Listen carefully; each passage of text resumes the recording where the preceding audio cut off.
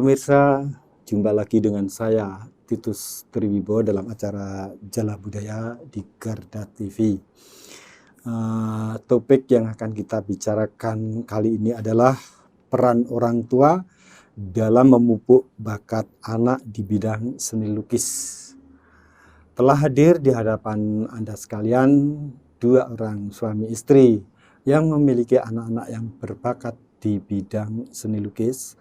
Saya akan sapa terlebih dulu tamu kita. Selamat datang kepada Ibu Francisca Jayadi SE. Beliau ini adalah seorang ibu rumah tangga yang memiliki anak-anak yang pintar sekali melukis. Dan suaminya adalah Bapak Dwi Santoso. Selamat datang Pak Dwi ya, saya panggilnya Pak Dwi. Baik, saya mau ke Ibu Siska dulu. Berapa orang Ibu putra putri Ibu yang ada saat ini dan siapa saja yang berbakat di bidang melukis itu? Oh, gini Pak, putri saya ada 3. Putri ya? Ya, 3 ini memang memang punya anaknya pengennya cewek semua, jadi ya 3. Iya kan? Yang besar sudah kelas 3 SMA, yang bernamanya nih Jocelyn, yang nomor 2 ini yang Joyce yang kemarin pameran itu kelas 3 SMP, yang kecil itu kelas 3 SD namanya Joanna. Lah, 3-tiganya ini saya nggak tahu ya kenapa dia tuh bisa punya bakat. Yang pertama itu dulu pernah les untuk rias wajah. Yang Joyce ini dia punya bakat untuk menggambar dan melukis. Juga yang di anak ketiga ini juga punya bakat gambar dan melukis juga, dan di seni kayak di keyboard, di nyanyi, di oret-oret di sketchbook gitu-gitu ya. Yes, dikembangin aja gitu terusan. Jadi yang lebih berbakat di bidang seni lukis adalah si Joyce sama si Joanna. Itu ya. tadi. Sudah berkarya di Joyce Joanna ini. Si Joyce ini saya tahu bakatnya dia itu dulu pernah dia ngomong waktu kecil gitu, Mas saya pernah lomba. Umur berapa itu? Umur berapa ya? Sekitar umur 5 tahun. 5 tahun. Waktu di TKB, Ma aku menang lomba loh Mah, lomba mewarna di sekolah. Tapi saya mikir buat apa sih gambar gitu, buat apa sih ngelukis gitu kan, ya kan? Saya nggak mikir lah, ya kan? Yang penting saya mikir akademiknya dia bagus gitu kan. Dulu tuh saya pikir seperti itu. Ya udah, saya nggak ngelesin dia waktu dia kelas 3 SD. Ternyata hasil gambaran seket-seketnya dia tuh kok tambah bagus. Wah, saya berpikir saya harus cari guru les deh yang bagus buat dia, yang untuk mengembangkan bakatnya dia gitu kan. Nah dari situ saya ketemu dengan guru les yang satu, terus dengan guru les yang lain, terus kok tambah berkembang. Sekarang dia dengan banyak ilmu yang dia dapat, jadi dia serah dari mungkin tidak hanya les tatap muka tapi juga les online gitu. Nah dari si Joyce yang seperti itu, saya kemarin berpikir kalau Joyce kelas 3-4 ini les, jadi saya harus ngelesin juga ini untuk Joan. Jadi dari umur 3,5 ini memang Joan udah saya latih. Jadi tujuan saya sih Joan nggak untuk kayak perlombaan atau gimana ya, cuma untuk supaya otak kanan dan otak kirinya ini seimbang. Jadi supaya dia seimbang gitu aja kan, supaya dia lebih rapi dalam menulis, tapi ternyata kemarin si Joan ini juga menang kayak di konjen Jepang, di Erlangga dengan lukisan-lukisan dia. Tapi ya masih kecil itu kadang nggak mood gitu loh. Namanya seni itu kadang-kadang sudahlah aku nggak mood, sudahlah ditinggal tiduran gitu. Apalagi anak-anak ya. Ya masih umur 8 tahun kan, ya kan. Sudahlah, tapi tetap saya pupuk terus. Saya maksudnya ayo latihan gitu. Memang kalau dari Joyce tuh dari dia waktu les pertama itu saya bilang tiap malam pokoknya kamu latihan. Les nggak les, kamu latihan. Entah kamu dapat ilham tuh dari mana, dari YouTube, apa dari Pinterest, apa dari apa. Pokoknya kamu tuh latihan. Saya kan gak bisa ya Pak, gak ngerti cara belajarin dia. Kamu tak suruh latihan jadi dia sampai ngumpulin beberapa sketchbook. Jadi kamu tahu progresnya dari kamu awal latihan sampai beberapa bulan, kamu pasti tahu gitu loh. Kalau menurut Pak Dwi sendiri, apakah anak-anak ini menurun bakatnya dari kedua orang tuanya atau gimana? Apa Bapak punya interest bidang lukis gitu? Kalau saya rasa loh ya, dari saya itu dari antara papanya atau dari mamanya kok rasanya kok enggak ada. Enggak ada. Dalam arti seperti yang di alami Joyce maupun Johanna itu kok enggak ada. Paling hanya sebatas wajar ya kita kalau misalnya melihat suatu benda atau suatu karya seni terus kita tertarik, kok bagus ya gitu. Itu wajar, apresiasi, itu ada pasti. Ya. Tapi kalau untuk kita seperti kemarin waktu lihat di pameran tuh ada yang menyampaikan gini, aku komen, wah aku bisa gampang lukisan, tapi dia enggak bisa menuangkan itu, mencetuskan enggak bisa lah. Ya paling hanya sebatas itu saja. Paling bisa memikirkan, aku bisa punya kenang, aku pengen punya lukis seperti itu, tapi enggak bisa nuangkannya, itu tadi susah. Jadi hanya istilahnya kalau dari saya ataupun dari istri saya mungkin hanya sebatas apresiasi. Iya, seperti bagus ya karyamu, tingkatkan, paling hanya bisa membantu mensupport gitu. Mungkin dari kakeknya atau pamannya, bibinya, tantenya gitu. Kayaknya kok tidak ada dari ini. Tidak ada. Jadi ya memang bakat, tidak minat juga itu mungkin lebih ini bukan ya, kita enggak tahu sih ya. Mungkin ada bakat-bakat tertentu yang kita enggak bisa menjangkau gitu. Tapi dalam hal ini Bapak memfasilitasi anak-anak ya. Ya kalau memang masalah seperti itu, ngelihat anak ini kok ternyata punya minat di seni lukis, atau mungkin di seperti Johan itu juga selain seni lukis juga di musik. Itu kita juga hanya bisa, kamu pengen apa? Ya nanti biar papa sama mama enggak bisa, maksudnya enggak bisa ngajari, ya nanti biar dipanggilkan guru untuk ngelesi, untuk ngajari, mengarahkan yang betul itu seperti ini, seperti itu. Bisanya seperti itu. Dan nanti perkara kedepannya dia nanti umpama sekolah ke jenjang yang mungkin di tingkat S1 atau gimana itu, nanti seumpama dia pengen terjun ke masyarakatnya, nanti bakatnya ini dipakai kita tidak tahu, cuma istilahnya sebagai orang tua kita hanya membekali, memfasilitasi, dikasih ilmu, apa yang kamu minati, kembangkan. Nanti kalau misalnya tidak pakai pun, kamu nanti yang merasakan di kemudian hari gitu. Sampai sekarang masih ini ya, masih terus intens seperti disampaikan Bu Siska tadi. Kamu tiap hari harus apa? Latihan gitu. Kalau masalah itu yang paling rajin itu mensupport mamanya. Karena tiap hari ini ya.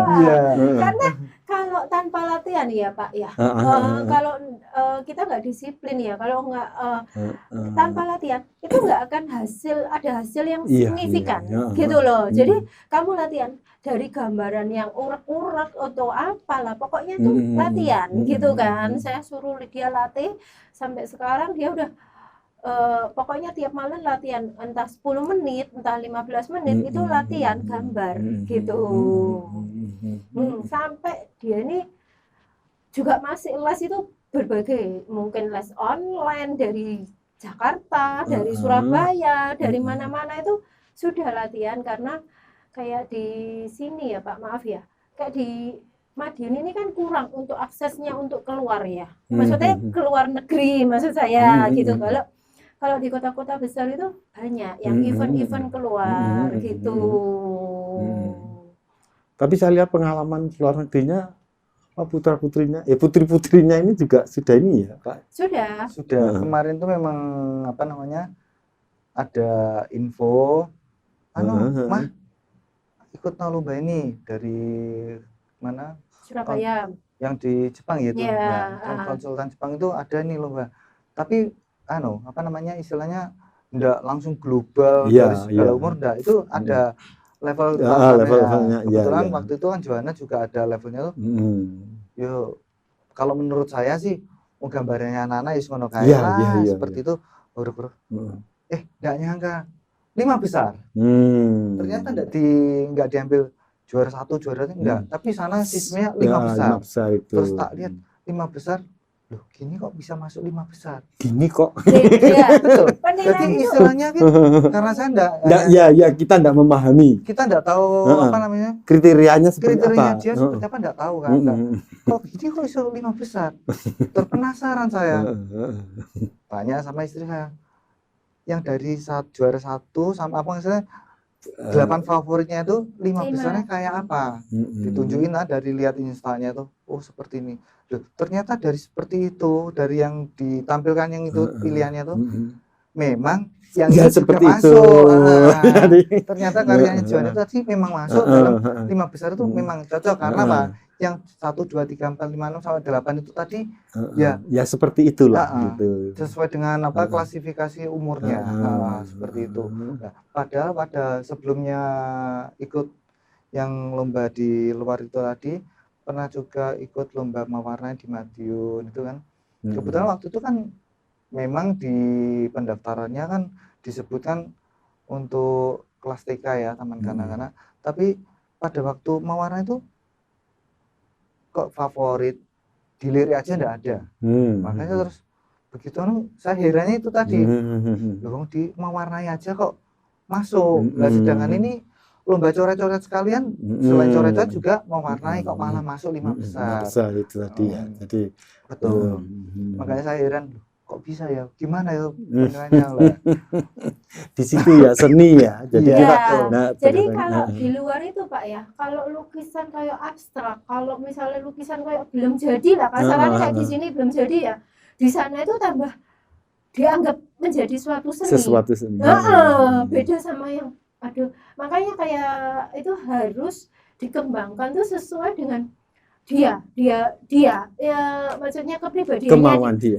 Kepribadiannya dia, kemauannya dia itu menuangkan entah itu nanti mau bunga diwarna hitam, biru, apa kucing mau diwarna hijau, ya itu memang dia gitu loh. Jadi ada khas khususnya. Kalau di sini tuh kan kayak ya bendera ya warna nono itu, terus itu ya warna nana itu aja kan, nggak bisa berkembang. Kreativitasnya gitu. Terbuntu gitu. Kalau Pak Dwi sendiri tadi ngomong tentang kreativitas ya, melihat anak-anak jenengan itu seperti apa sih kreativitas mereka? Oh gini, kalau yang dari saya itu tadi seperti yang disampaikan istri saya, kalau masalah kreativitas tadi kan istilahnya kalau yang saya tahu di seni, terutama seni lukis ya, itu kan banyak alirannya. Iya. Nah, sedangkan saya kan enggak tahu menahu tentang itu. Dari itu berapa jenis seni, berapa macam enggak tahu. Nah, dari situ tadi kan saya juga pengen tahu kreativitasnya si anak saya ini tadi arahnya tuh alirannya kemana. Karena enggak tahu, makanya terus ada yang membimbing dari guru yang ini, tidak hanya satu orang. Tujuannya apa? Ya biar dia itu biar mengenal, oh guru ini alirannya ke sini, oh ini ke sini ngajarin sini. Nah, dari situ nanti dia bisa tahu, oh kreativitasnya dia tuh alirannya kemana. Biar mengalir sesuai dengan apa pembimbingnya yang berbeda-beda itu tadi. Kan kadang ada, kamu harus melukis tuh seperti yang disampaikan saya. Warna bendera kita itu merah dan putih. Dalam arti seperti semacam doktrin kan. Bendera kita tuh nasionalisme kita warna merah dan putih kan. Tapi di sini kan enggak seperti itu. Iya.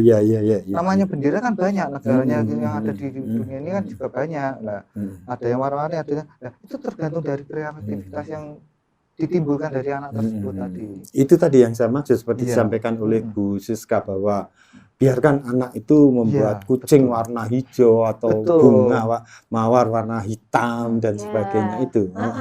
Betul. Kalau zaman saya masih kecil dulu kan ada itu Pak Tino Sidin. Aha. Nah, kebetulan waktu itu kan saya sering juga ikut nonton. Heeh. Yang saya suka dia tuh komennya. Iya, iya. Sebagus apapun karyanya, Mm. sejelek apapun karyanya si anak itu tadi, Mm-mm. dia ngomongnya gini. Oh, ini karya dari adik ini bagus sekali, luar biasa. Seperti itu. Saya jadi bisanya gini, meskipun kita melihat gambar jual kayak gini, tapi tidak boleh ngomong jelek. Nah, tidak boleh. Iya. Bagus. Ayo Bagus tingkatkan kau. Itu Heeh. dia, mungkin kalau misalnya kita lihat mau warnai kok lewat garis sedikit, tolong ini jangan dianu ya, jangan di apa melewat dari garisnya tepi ini. Ini kamu buat garis tepi ini kan tujuannya supaya kamu mewarnai tidak melewati. Ya, tidak apa-apa ini kalau ini, tapi tetap bagus. Tetap bagus, iya. Lanjutkan. Menarik sekali, tapi nanti kita akan lanjut pada sesi kedua. Pemirsa, tetap di Jala Budaya, kita akan ketemu lagi di sesi kedua.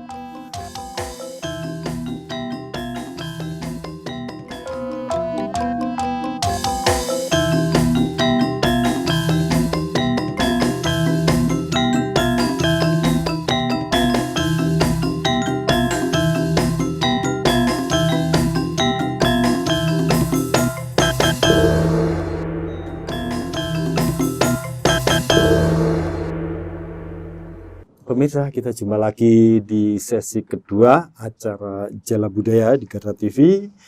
Kali ini dengan topik peran orang tua dalam memupuk bakat anak di bidang seni lukis. Pak Dwi, tadi Bapak sampaikan bahwa pengembangan kreativitas anak itu tidak boleh dibatasi.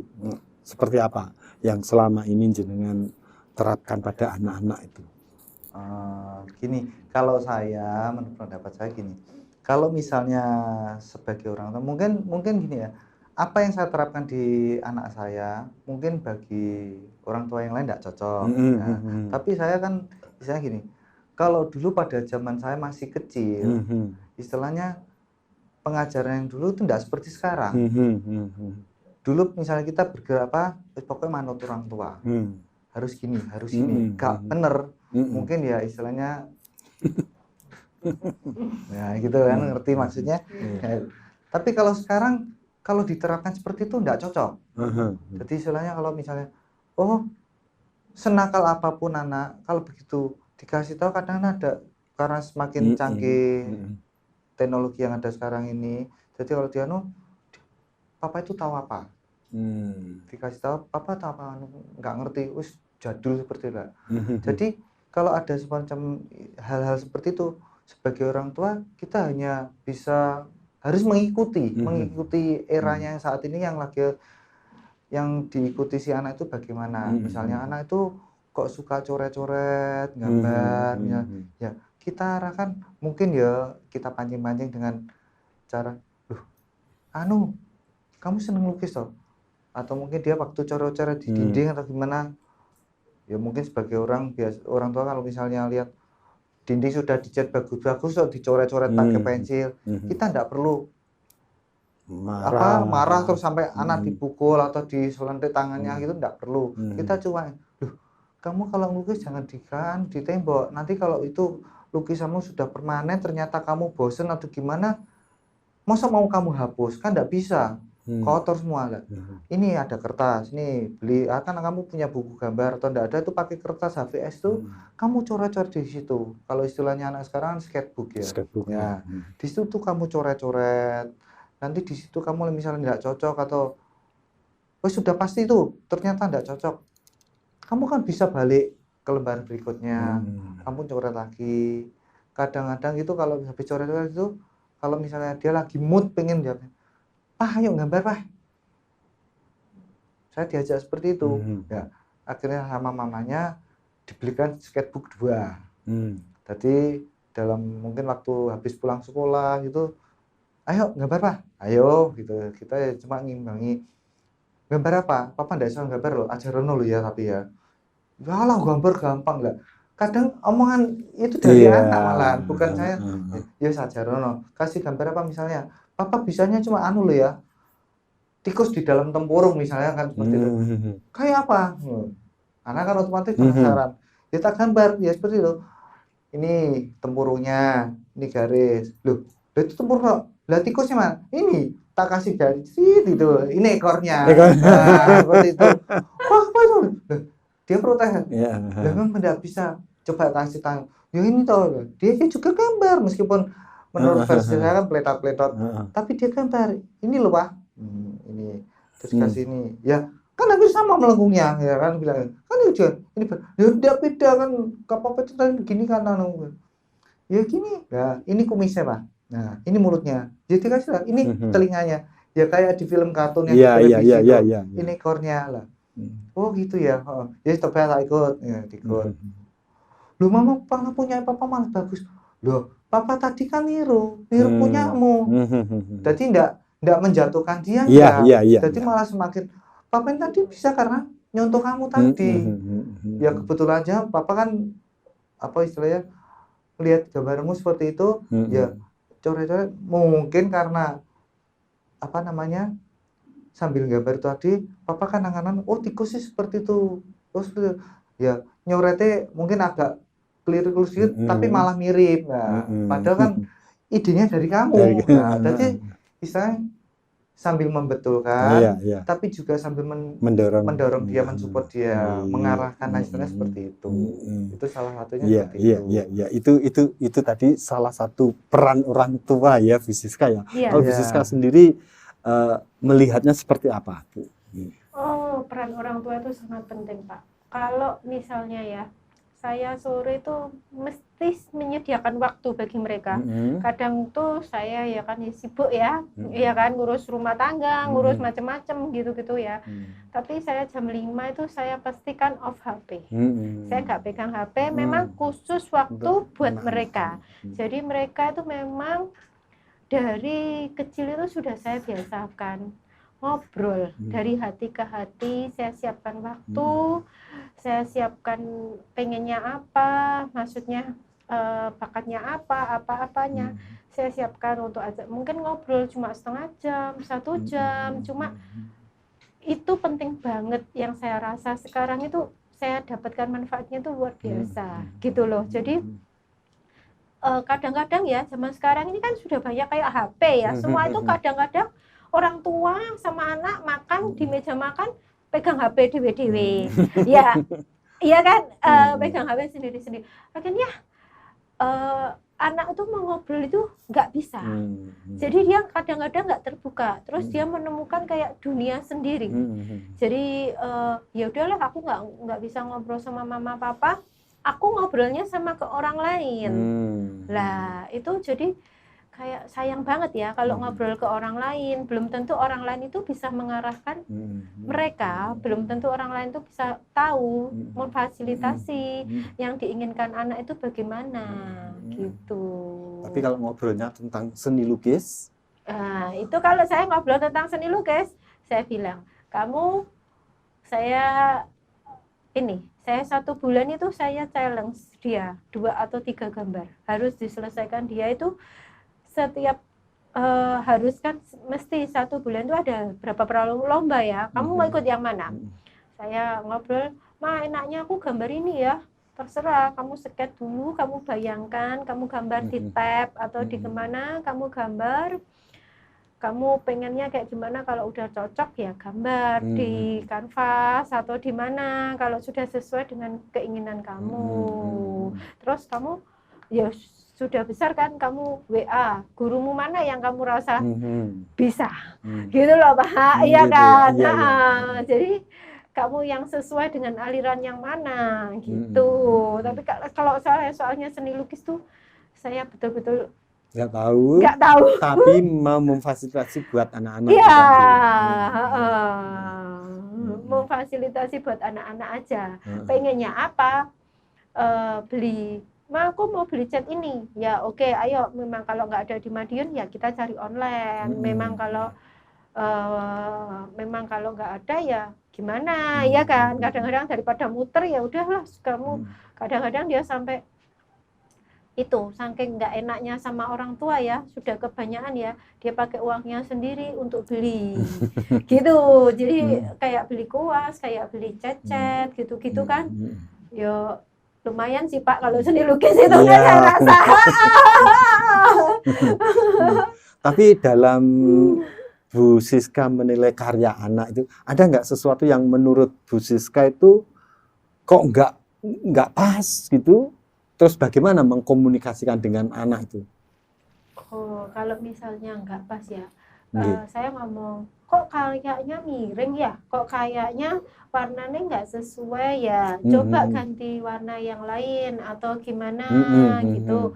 Kadang-kadang nih anak masih kecil ya, kadang-kadang tuh ini udah capek aku gitu gitu. Iya, Nggak iya, ya iya, kapan iya. kalau memang di lain waktu dibenerin lagi yuk gitu ya kan, digambar lagi yuk yang warnanya sesuai. Tapi kadang-kadang ya memang saya enggak Nggak membatasi terlalu ya kreativitasnya, mau awan itu gambar kuning, mau digambar hijau, apa mau apa ya silakan gitu loh. Iya, iya, iya.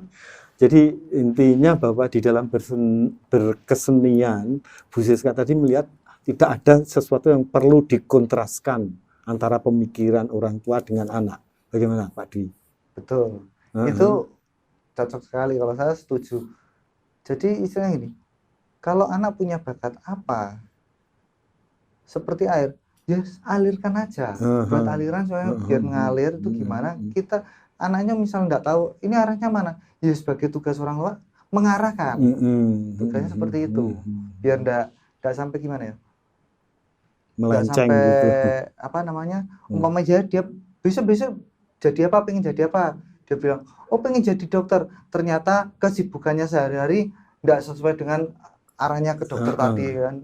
Jangan sampai seperti itu. Iya. Jadi kalau misalnya nggak tahu besok pengen jadi apa, lah tapi kamu sekarang pengen apa, nggak tahu, tapi dilihat dari kegiatannya, mungkin pada waktu bermain sama teman-temannya atau bermain sama saudaranya, kok dia lebih sering coret-coret itu, ya kita tinggal ngarahkan, oh meskipun kita tidak usah ngomong gitu ya, arahkannya, oh itu loh temennya mama itu ada punya anak itu kok ya di les nih di sana kok jadi bagus gambarnya, padahal dia bilangnya nggak bisa itu loh, nggak bisa ngelukis aja. Tapi begitu di les kok dia jadi polesannya tuh bagus sekali, bahkan ikut lomba juara, itu jadi akhirnya jadi motivasi untuk si anak itu tadi, mengarahkannya tuh kemana, jadi itu kesenangannya di mana, bakatnya di mana tuh, yang seperti itu yang bisa yang dipraktekkan orang tua kepada si anak seperti itu. Selama ini Pak Dwi mengamati nggak yang menjadi kesenangan, kesukaan Joyce dengan adiknya itu dalam hal melukis, itu ada perbedaan nggak? Ada. Apa ada. itu? Kalau untuk Joyce itu setiap yang saya nilai loh ya, beda kalau sama kakaknya. Kakaknya beda lagi. Kakaknya tuh kalau istilahnya orang ada sesuatu hal itu dia lihat gini aja, sepintas saja bisa melakukan, meniru itu cepat. Itu yang nomor satu. Kalau yang si Joyce itu dia tuh bisa lihat tuh bisa, tapi dia tuh ada rasa ragu-ragu, aku bisa gak yo, aku bisa gak ya, seperti itu. Tapi kalau tugasnya orang tua jadi melihat, mendorong, mensupport, kamu tuh bisa, ayo cobaan sih, cobaan. Biasanya mamanya tuh mendorong, ayo cobaan sih, jangan bilang terus nggak bisa, cobaan. Nah, saya kebiasaan gini, kalau mamanya sudah mensupport gitu, saya nggak mau ngomong, supaya apa? Dia nggak bingung. Dia memang sudah betul disupport, dia jalan. Nah, terus saya amati, memang betul, dia tuh bisa sebetulnya, cuma dia ragu-ragu. Nanti begitu dia tuangkan, dia biasa yang Joyce-nya tuh biasa merenung dulu, mengumpulkan moodnya mungkin kalau istilahnya dia tuh di seni itu ya, moodnya kalau begitu muncul merenung itu, kadang-kadang mamanya sudah tidur, saya sudah sambil nunggu sambil tiduran itu, dia tuh sambil terus kadang kalau lampu masih nyala gitu nggak bisa tidur, tuh adiknya juga nggak bisa, terus akhirnya dia ngalai, lampu tidur kan cuma 5 watt. Ngala itu dia punya itu lampu apa yang kecil itu dinyalain pakai power bank, itu dinyalain, dia ngaget gitu sambil tiduran. Itu memang betul itu yang diceritakan Mbak Desi itu, sambil tiduran tuh kadang sampai dia tuh ngantuk-ngantuk, sampai itu bahkan dibuat tidur sampai kacamatanya dia itu sampai ketidur, sampai kadang-kadang itu saya tegur, kacamatamu tuh lepasin kalau mau tidur biar tidak patah, frame-nya patah gitu. Nah dia tuh sampai tegur, nanti begitu hasilnya bagus, mamanya yang komen, mamanya bagus gini bisa gitu, kamu bilang tidak bisa. Terus kadang saya kan kepo tapi tidak pernah komen, tapi tak lihat, oh ya memang bagus, hasilnya bagus ya. Nah, kalau untuk yang si Joanne itu beda, tidak seperti Joyce. Dia itu kebetulan dibanding sama kakaknya yang nomor 1, dia lebih dekat kakaknya yang nomor 2. Jadi dia kayak gini, kayak follower ya, kayak kakaknya nomor 2 itu jadi idolanya dia. Seperti itu. Aku pengen juga nyoretin seperti Joyce seperti gitu. Aku pengen bisa seperti itu, kok bagus ya. Jadi ngikuti terus akhirnya kalau kakaknya tuh di les nih ngelukis, dia ikut. Nah, ikut gambar. Ya mungkin dari basic mewarnai dulu itu. Terus kalau untuk hasilnya sih mungkin ya karena memang usianya memang beda ya. Memang lebih bagusan Joyce, tapi dari minatnya tadi kayaknya juga ingin mengikuti kakaknya si Joyce ini tadi, si Joanna-nya seperti itu. Tapi tidak tahu gimana yang si Joanna sendiri juga punya perbedaan. Dia kalau untuk seni lukis memang mengikuti CC-nya kakaknya itu tadi Joyce, tapi kalau dari seni musiknya nggak tahu niru dari mana. Dia kok tahu-tahu ngomong mamanya, mah aku pengen les keyboard, mah aku pengen les gitar. Padahal kan nggak bisa gitar, nggak bisa keyboard. Mamanya juga sama. Ya, makanya dia sama mamanya, ya saya les gitar, les keyboard. Seperti itu. Makanya dia bakatnya kemana memang beda. Meskipun apa, kalau untuk si Joanna untuk menyanyinya mungkin ada kekurangan. Untuk iramanya gandol. Misalnya mungkin dan nadanya harusnya do-nya sekian, dia setengah di bawahnya. Temponya harusnya ketukannya berbaris, dia rada lambat sedikit. Nah, tapi keinginannya untuk belajar itu besar sekali, tidak kayak si kakaknya. Kalau Joyce lebih banyak dicoret-coret itu tadi, seperti itu. Tadi saya dengar Bu, tapi sebenarnya sama ini, tapi nanti kita lanjut ke sesi berikutnya. Baik pemirsa, kita tetap di acara Jala Budaya, sampai nanti di sesi berikutnya.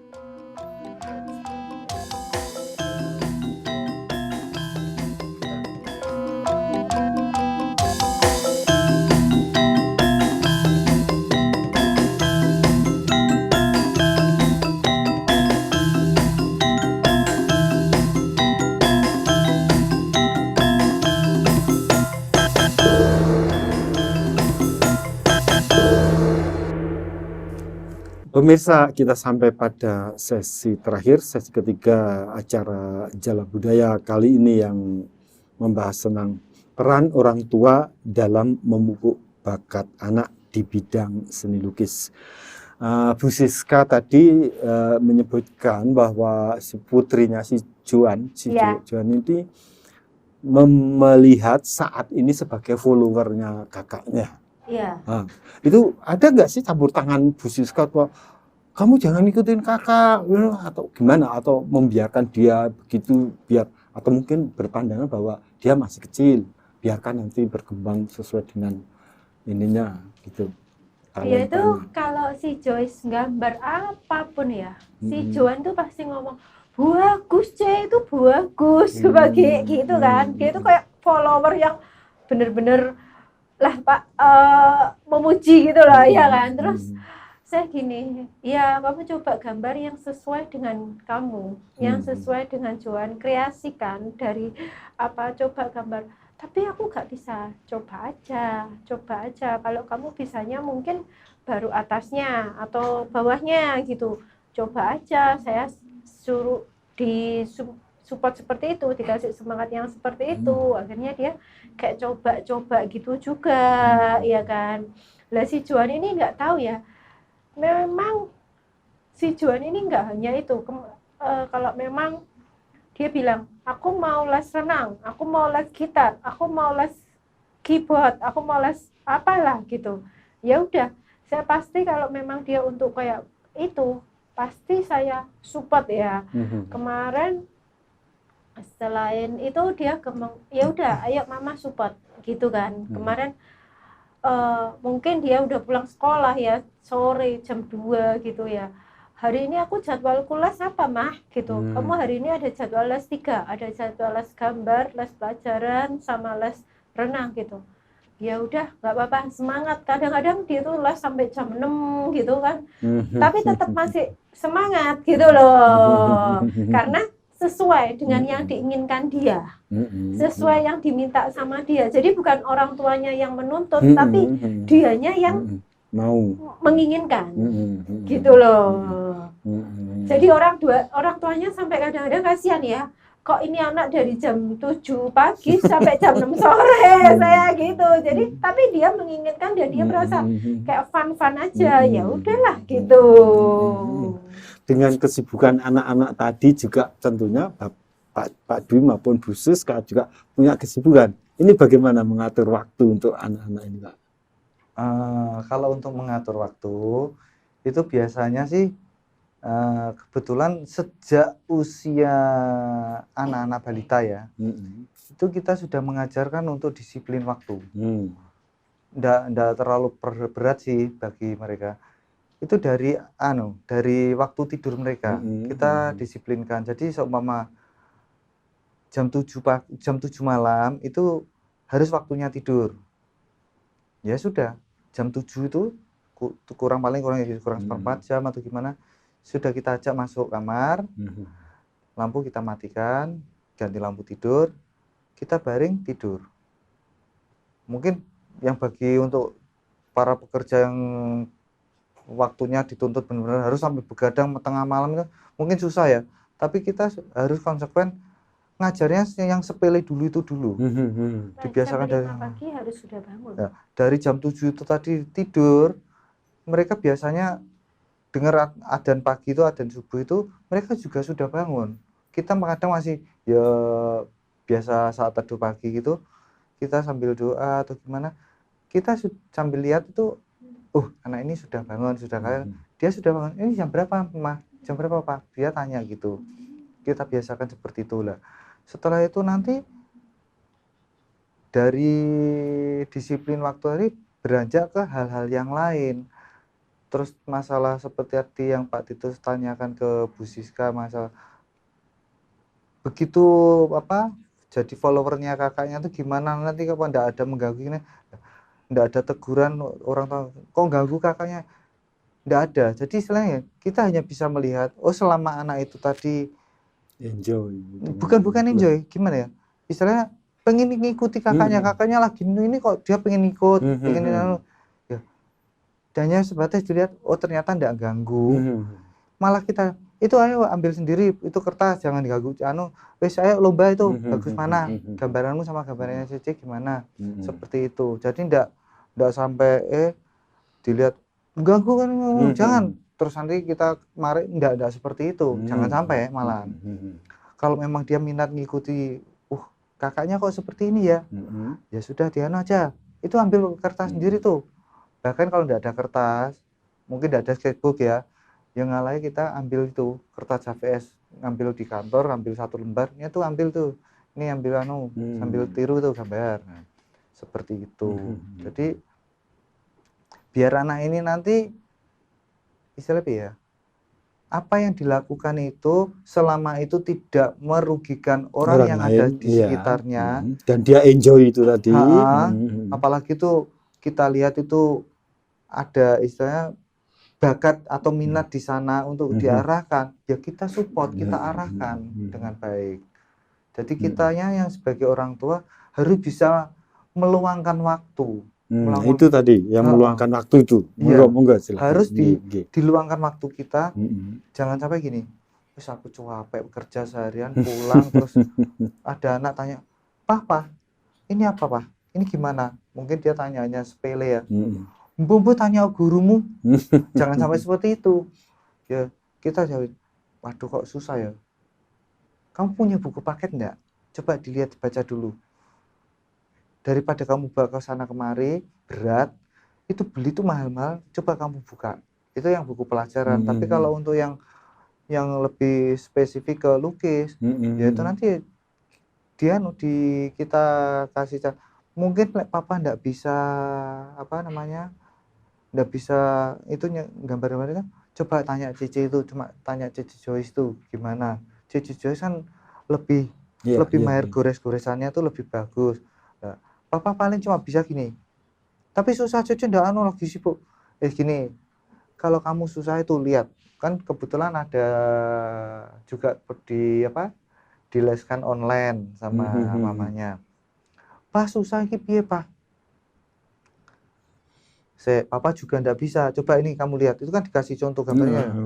Coba di zoom bisa kamu. Papa ndak bisa gunakan ndak. Meskipun saya bisa, tapi saya bilang kalau ndak bisa. Papa ndak bisa main laptop atau gimana. Coba kamu zoomkan ini piye carane. Gini loh, mosok gini ndak bisa. Jadi malah dia bisa komen seperti itu ya. Di zoom. Nah, sesudah kamu zoom, nah ini tampilannya gambarnya jelas kan. Jangan coret dulu. Kamu lihat aja, rekaman. Simpen di sini, direkam.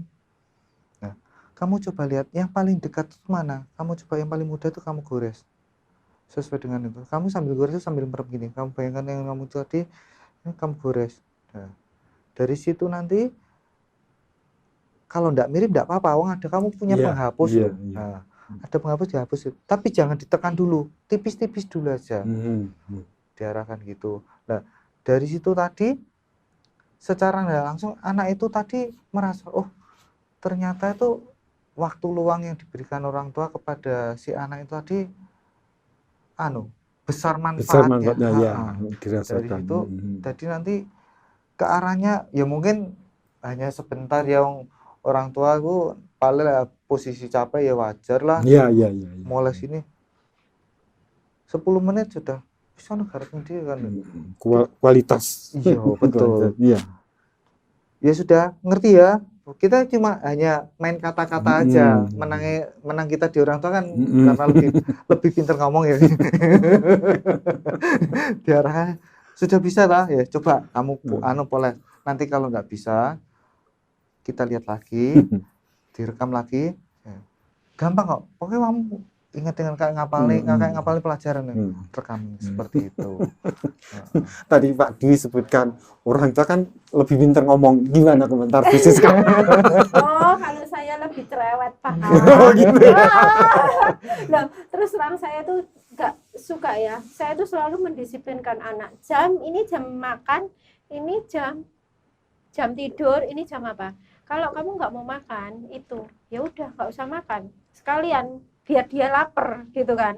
Jadi dia itu kayak, oh ya udah ini kalau enggak suka ya aku nanti enggak akan dikasih mama makan, ya sudah aku harus makan jam segini. Kalau enggak sudah saya beresin semua. Kalau kamu mengerjakan sesuatu hal, misalnya di deadline Selasa gitu ya, hari Minggu sore kamu sudah harus kerjakan selesai.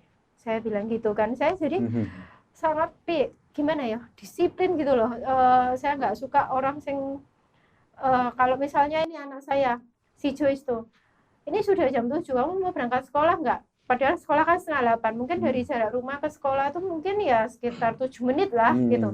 Tapi saya ngomong jam 7 udah berangkat. Pernah dia tuh jam 7:10. Kamu berarti nggak berangkat, kalau kamu pengen berangkat sekolah, Gojek aja. Jadi jadi dia pesan Gojek, akhirnya dia pesan Gojek sendiri untuk berangkat ke sekolah. Jadi saya memang untuk masalah kedisiplinan ya kadang-kadang saya memang harus tega sama dia untuk masa depannya dia gitu loh. Jadi nggak ada, kadang-kadang sama kakek neneknya itu kadang-kadang kamu itu kayak benar-benar tega sama anakmu kadang-kadang. Tapi dari hasil yang saya membuahkan hasilnya. Jadi nggak terlalu kamu gimana. Jadi saya kayak orang tua itu tega gitu loh Pak, mau melepas dia di mana aja, mau apa itu sudah oh saya rasa memang sudah siap gitu. Tadi Bu Siska menekankan pada kedisiplinan. Hasil dari kedisiplinan itu apa saja prestasi yang sudah diraih oleh Joyce maupun adiknya itu? Pak Ya, yang dari hasil yang diperoleh dari disiplin tadi, yaitu tadi dari nilai-nilai yang diperoleh setiap rapotan semesteran itu, ya kitanya tidak menuntut kamu harus ranking 1, itu tidak. Yang penting kamu tuh mengerti apa yang disampaikan oleh gurumu. Jadi materimu misalnya dikasih A, B, C, kamu juga ngerti A, B, C. Itu yang kita poinkan di situ. Jadi akhirnya mereka jadi apa namanya? Yang diperoleh itu tadi. Setiap dia lakukan tuh kayak seperti kinerja mesin, Pak. Jadi kalau mesin kalau sudah jenengan misalnya pencet on, dia langsung jalan. Jadi masing-masing sudah sistemnya jalan seperti ini. Kita sudah menerapkan seperti itulah. Terus kalau misalnya, oh ternyata ini kok, aku dapat nilai 95. Itu yang yang saya sampaikan. Nah itu loh hasilnya kamu dari itu. Papa enggak nekan kamu dapat 95. Yang penting kamu 95 itu ngerti enggak? Kamu dapat 95 tapi enggak ngerti, percuma. Kalau penghargaan di bidang seni lukis yang sudah dicapai tadi kan dari Juan, dari Juan dapat dari mana? Konsulat Jepang tadi. Konsulat, terus Kalau untuk yang Joyce, Joyce-nya dari Australia. Nah, itu ya sebetulnya sih sayanya itu sebagai orang tua juga ragu-ragu. Wong di Madiun aja ikut lomba gak dapet juara gitu kan. Kok sekarang di luar negeri, padahal dalam pengenalan saya kan di luar negeri otomatis kan levelnya lebih tinggi kan ya. Lah kok malah dapet 3 besar malah. Nah dari hasil lomba yang di itu Konjen Australia kemarin dia dapat beasiswa untuk sekolah SMA. Oh gitu. Iya. Iya. Betul. Nah kemarin tuh dari hasil trofi-trofi yang didapat itu, dia pengen aku besok sekolah di mana? Di itu SMA. Karena SMA-nya kan di Mitra kan enggak ada. Dia pengen kok kakaknya kok di luar negeri pengennya atau Malika di Surabaya. Dia pengen aku tak pengen SMA di Surabaya. Ngomong sama mamanya gitu. Makanya terus ya sudah kalau kamu memang pengen di sana kumpulkan semua sertifikat itu yang kamu dapat itu untuk diajukan jadi untuk masuk di beasiswa. sana. Puji Tuhan dapat beasiswa itu tadi kan lumayan Pak. Nah kemarin malam juga ada pengumuman dia masuk di 10 finalis untuk penulis di Solo Post juga. Gitu. Iya. Masuk final. Jadi ya saya untuk menulis, untuk melukis ya saya dorong aja. Terus ya. Oke Bu Siska dan Pak Dwi, karena waktunya juga yang membatasi, silakan memberikan closing statement pada pemirsa. Selalu untuk pemirsa ya, selalu luangkan kita sebagai orang tua, selalu luangkan waktu untuk anak-anak, ajar mereka untuk disiplin, dorong mereka apapun itu hasilnya, ikut event-event seperti apa, nanti pasti hasil itu tidak akan mengkhianati semua proses yang dilakukan. Pak Dwi, monggo. Untuk orang tua yang di rumah atau di pemirsa ya, selain meluangkan waktu,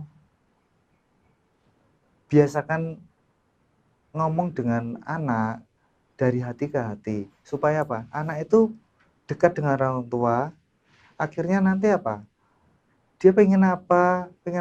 Orang tua itu tinggal mengalir gitu aja, ngarahkan aja. Itu kunci suksesnya cuma di situ aja. Terima kasih Pak Dwi, terima kasih Bu Siska. Pemirsa, Anda sebagai orang tua memiliki peran penting di dalam memupuk bakat anak Anda di bidang apapun. Terima kasih.